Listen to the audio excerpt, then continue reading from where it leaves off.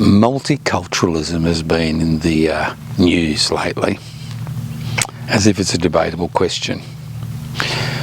What we're going to do is we're going to go behind the word and what it actually means in this country.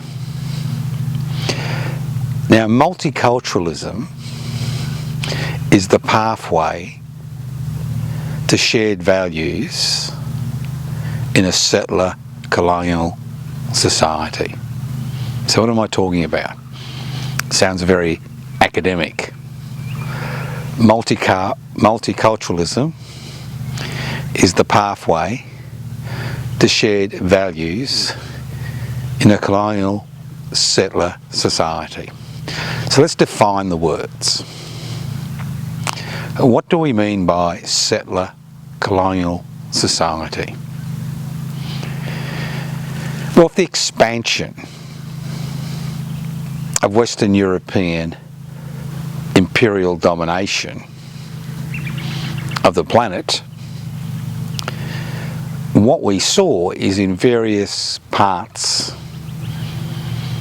of the earth where First Nations people had inhabited large tracts of land for thousands, if not 10,000s of years, we saw their forceful displacement. They lost their sovereign rights to lands they had inhabited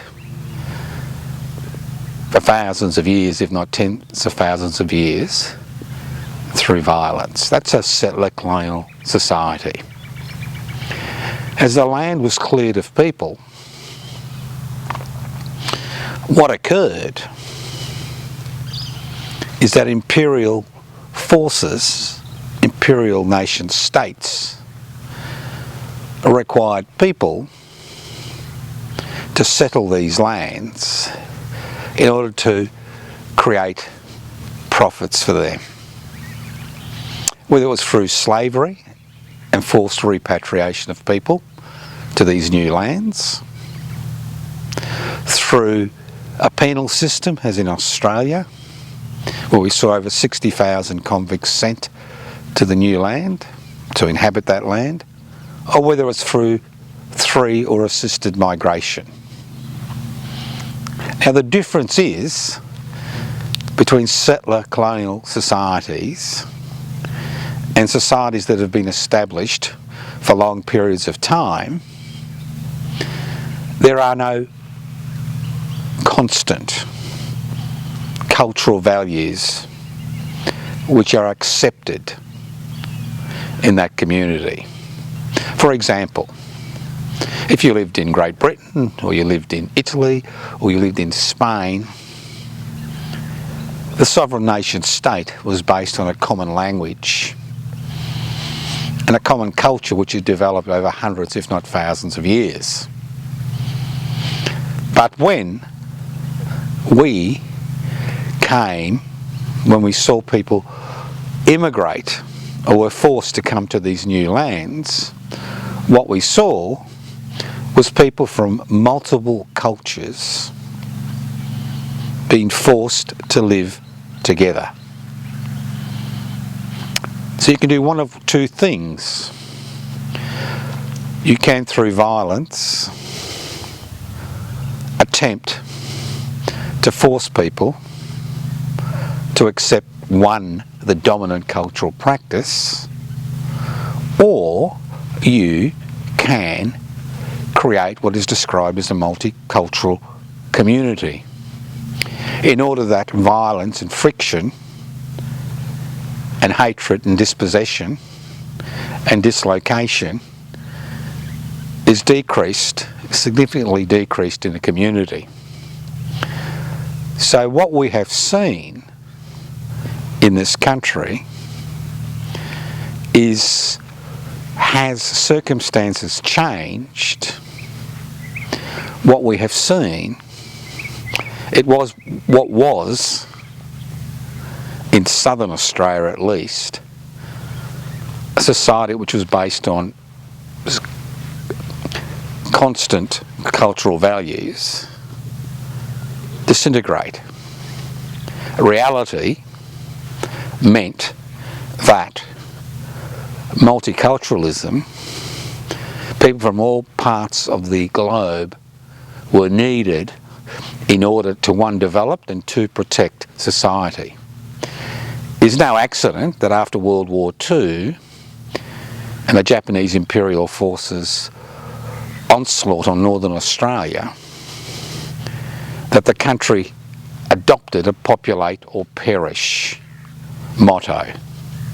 Because it was obvious that a small group of people on a continent would never be in a position, irrespective of their alliances, whether it's the United Kingdom or the USA, would be able to defend that land. So what we saw was the inclusion of people from many parts of the world, not just Europe, which was the basis of the White Australia policy, which this country was based on in 1901.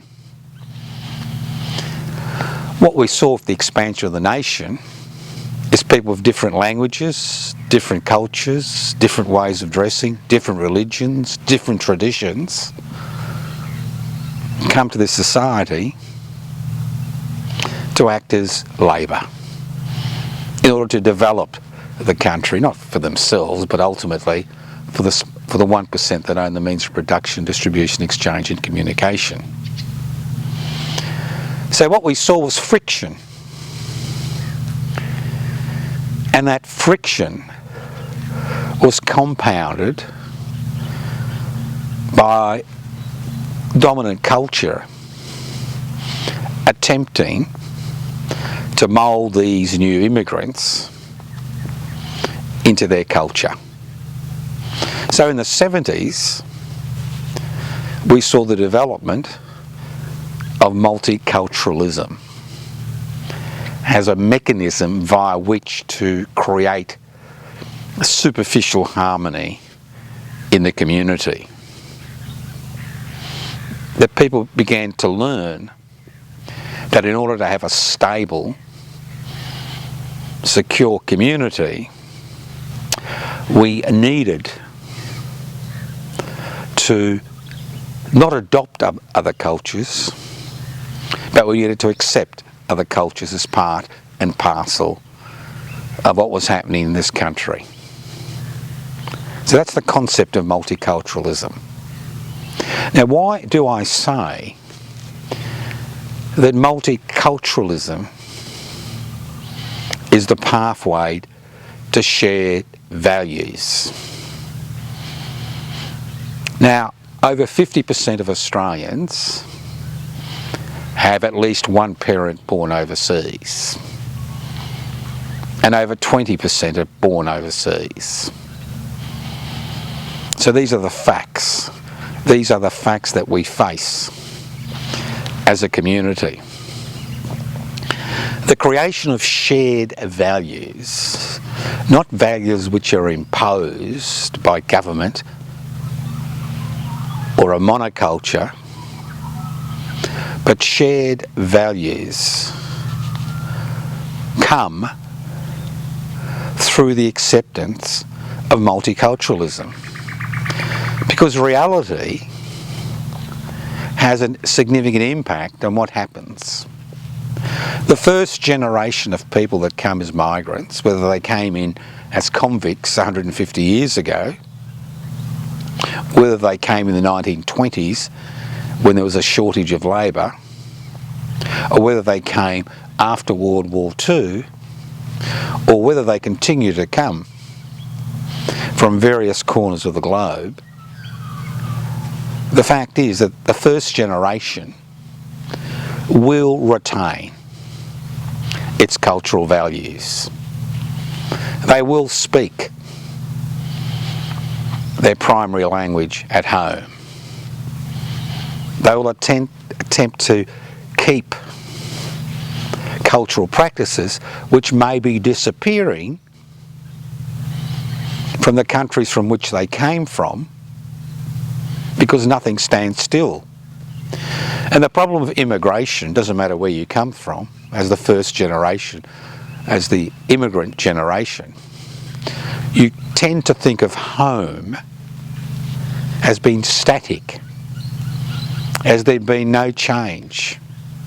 And it's quite interesting to see migrants go back to their traditional homes 20 to 30 years later and then come back to Australia and say they didn't recognise the country they came from. They didn't recognise the cultural practices because things change constantly. So the first generation is basically nothing more than a sacrificial generation. A generation which retains certain aspects of its cultural values, retains its language, retains its religious beliefs for the sake of their children. Their children, the first generation of children, may have been brought up in an environment where the immigrant's language was spoken at home, where certain cultural practices and religious practices were pursued. But the fact is, they live in a new land.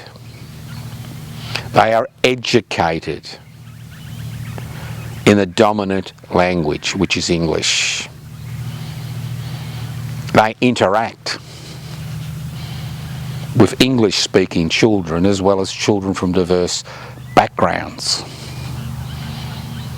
So this first generation finds themselves in this quandary of how much they accept from the past and how much they take from the future. So what we see in that first generation that are born here, we see them accept new cultural norms and divest themselves of old cultural norms. The second generation that's born, apart from their surname, has little contact with the original culture. They may speak a few words, they may be aware of their family history to some degree, but the primary language they speak at home would be English.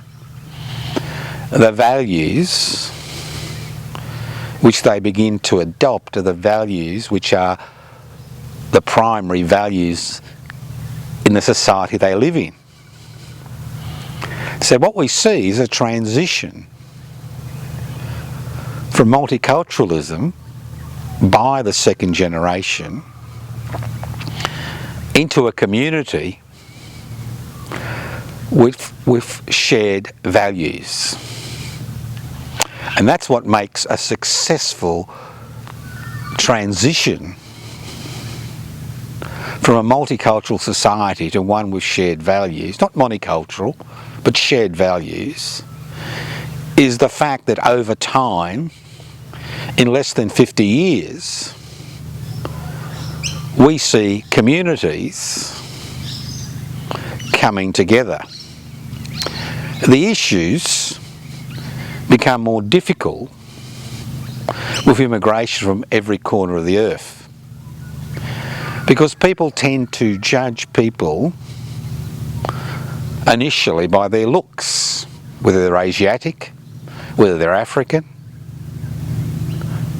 and we find that although people have those shared cultural values by the second generation, that forces within our society are now trying to divide people who have those shared values, who have those language skills, who have been incorporated, not assimilated, but incorporated into society, are now being considered to be alien elements in our society.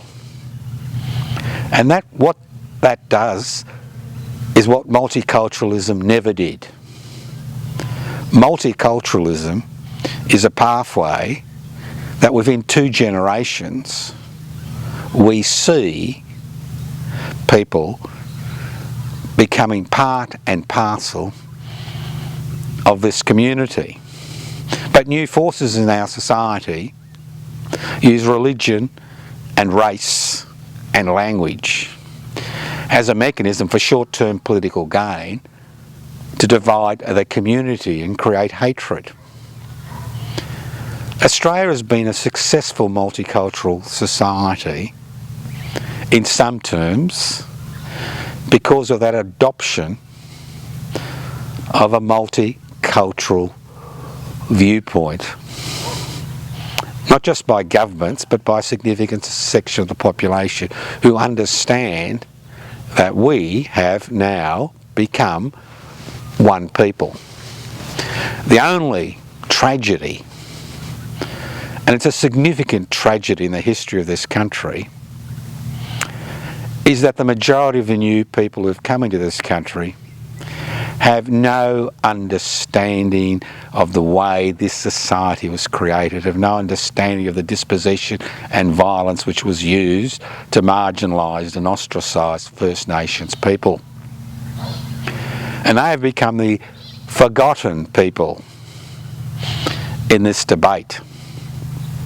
The original owners of the land who have never given up their sovereign, ceded their sovereign rights to this land, are not only forgotten, they're not even acknowledged. And it's strange that in a multicultural society we have accepted the narrative of the first settlers in this country. This land was terra nullius, the land of no one, although people had lived here for over 60,000 years. So the tragedy is that many Australians have got recent immigration backgrounds over the last 50 to 60 years, don't see First Nations people, don't hear First Nations people, and can be some of the first to brush their concerns and demands aside. Ultimately, we all live on this continent. Some have been here, have history here that goes for over 60 to 70,000 years. Some were forced to come here as convicts, and their descendants still live in this country. Some were accepted during the White Australia period, where we tried to maintain, the country tried to maintain an Anglo-Saxon ascendancy in this country. Some came after World War II, the great majority. Some have come in the 70s and 80s and 90s, and some continue to come, not just for economic reasons, but because they are refugees or asylum seekers. And the fact is, it's multiculturalism which has allowed us to maintain our integrity. It's multiculturalism which has decreased the level of violence in this country.